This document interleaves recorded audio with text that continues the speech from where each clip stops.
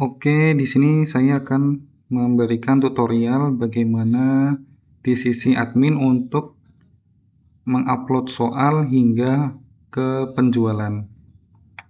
Kita ke halaman login, kemudian sign in.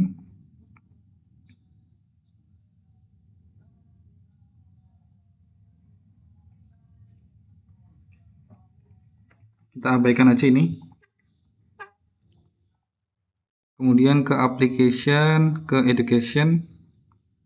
Di bagian education atau pendidikan ini kita masuk ke sidebar, kita buka sidebar, kita masuk ke bank soal. Jadi di bank soal ini kita bisa import atau memasukkan soal secara batch atau secara batch ya, bukan satu-satu gitu. Bagaimana caranya? Kita klik import di sini. File yang didukung ini adalah XLSX, CSV, dan JSON. Untuk contoh filenya, template-nya bisa di-download di sini, download template. Ini bentuknya seperti ini. Ada title, question text, kategori name, difficult, option A, B, C, D, E, correct answer, dan explanation. Ini secara default yang harus diisi ketika mau menambahkan soal by question bank. Untuk kategori name ini atau bisa kita bilang mata pelajaran, jika dia belum ada, maka nanti akan otomatis di-generate. Oke, kita praktekkan.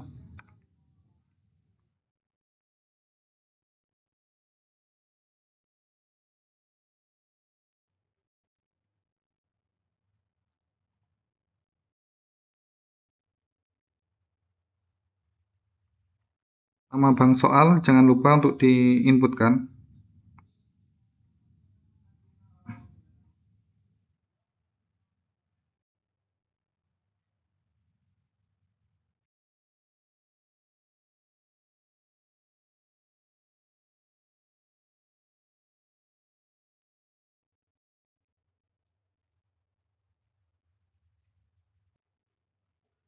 Oke, ini kita berhasil import.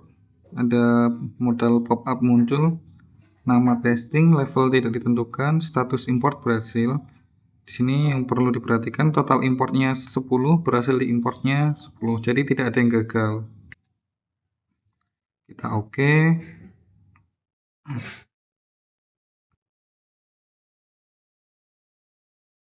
Sudah muncul di list bank soalnya. Kita bisa cek, kita bisa ke mata ini untuk detail ataupun edit. Untuk ini sama aja, ini isinya hampir sama. Nah, di edit bank soal ini ada tambah soal dan ada re-upload.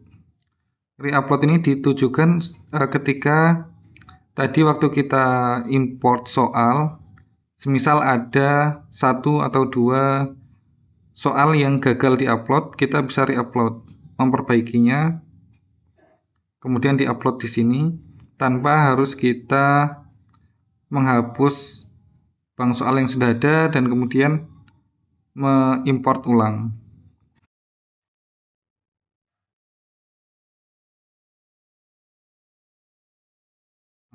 Di re-upload. Soal yang baru nanti akan menimpa soal yang lama.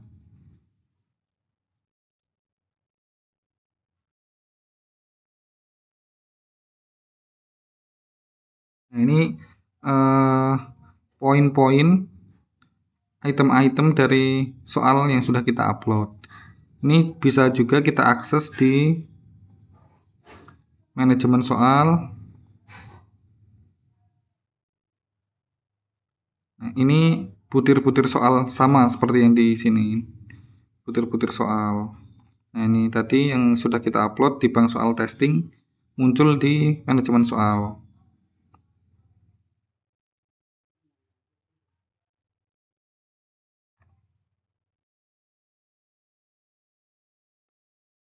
Manajemen soal ini kita bisa edit by butir soalnya. Kita sesuaikan, misalkan tadi yang diupload untuk upload tadi hanya untuk soal yang tipe pilihan ganda. Tapi kalau misalkan itu bukan pilihan ganda, kita harus mengeditnya dulu. Misalkan dia MCMA.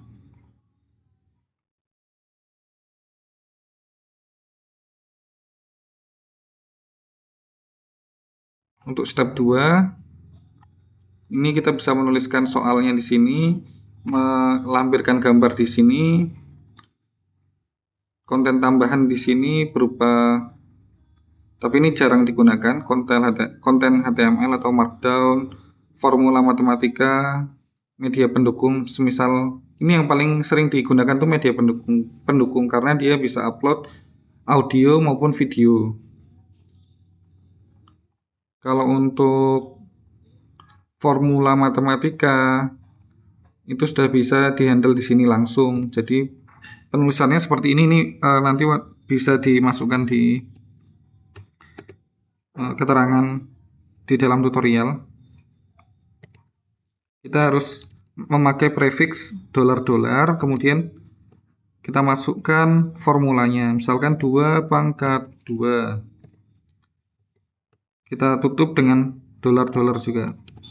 Nah, di sini ada previewnya tampil 2 pangkat 2. Oke, kemudian di step 3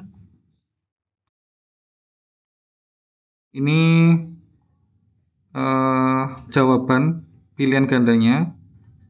Karena tadi kita pilih MCMA, maka jawaban itu bisa lebih dari 1 jawaban benarnya. Di pilihan gandanya juga kita bisa melampirkan media pendukung seperti konten HTML, formula matematika, dan media pendukung seperti audio dan video. Kemudian kita jangan lupa untuk di bagian akhir sendiri, yakni penjelasan. Nah, ini penjelasan jawaban. Ini media pendukung penjelasan jika diperlukan. Status validasi ini untuk menandai soal tersebut sudah valid atau belum. Boleh diabaikan, tidak apa-apa. Catatan validasi. Kemudian perbarui soal. Ini masih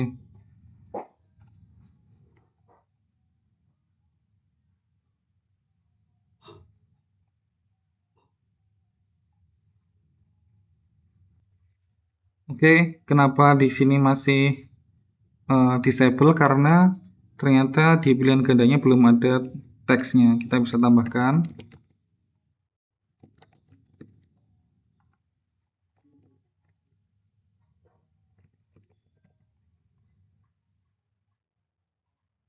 Kita bisa perbarui soal.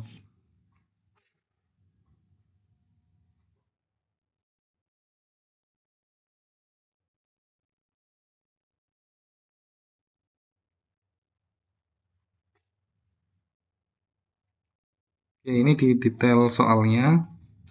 Kita bisa melakukan simulasi di mode siswa.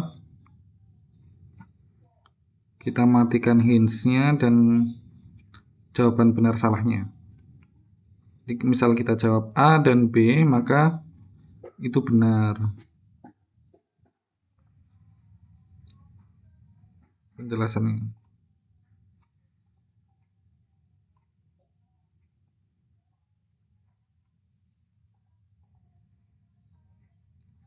Selamat, jawaban Anda benar. Oke. Setelah soal dirasa sudah benar, maka kita bisa menggunakan soal tersebut ke dalam paket soal. Mungkin sampai sini dulu. Terima kasih.